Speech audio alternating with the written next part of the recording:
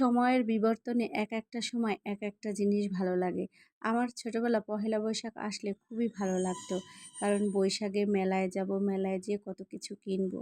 কিন্তু এখন আর সেই সব মুড নেই। এখন ভালো লাগে বাচ্চাদের কি দিব, বাচ্চারা কোথায় ঘুরতে যাবে এইসব নিয়ে। তো এই যে পহেলা বৈশাখের দিন সকালবেলা ছোট মামুনির স্কুলে আমরা চলে আসলাম। এই যে বড় মামুনিও চলে এসেছে এবং সাথে ওর বান্ধবী। আর এই যে ছোট মামুনির সাথে ছোট মামুনির বান্ধবী।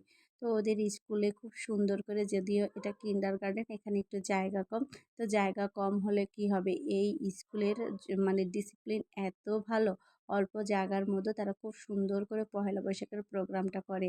আর এই যে ড্রয়িংগুলো, এগুলো সব বাচ্চাদের আঁকা। এই যে আমরা স্কুলে যে প্রধান শিক্ষিকা, তার সাথে ছবি তুলতেছি বাচ্চাদের। আবার ওদের কিছু আইসক্রিম কিনে দিয়েছিলাম। এই যে ওরা আইসক্রিম খাচ্ছিল, কারণ ওই দিন প্রচণ্ড গরম ছিল।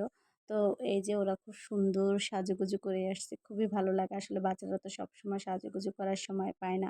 আর এখানে ছোট্ট করে স্কুল একটা প্রোগ্রামের আয়োজন করেছে, অনেকে নাচ গান করতেছে। তো সেগুলো আমরা দেখতেছিলাম এবং টিচাররা গান করেছে, এছাড়া টিচাররা নাচ পর্যন্ত করেছে। খুব মানে বৈশাখ দিনটাকে এত সুন্দরভাবে এরা পালন করে, মানে দেখেই ভালো লাগে বাচ্চাদের নিয়ে আনন্দ করা। এবং সব বাচ্চারা কত সুন্দর রঙে রঙে জামা পরে এসেছে। প্রতিদিন তো বাচ্চাদের ইউনিফর্মে দেখে একরকম লাগে, কিন্তু আজকে একটু অন্যরকম। তো যাই হোক, জোহরা খাতুনের এই যে মানে আয়োজনটা অনেক সুন্দর ছিল বাচ্চাদেরকে আনন্দ দেওয়ার জন্য। শুধু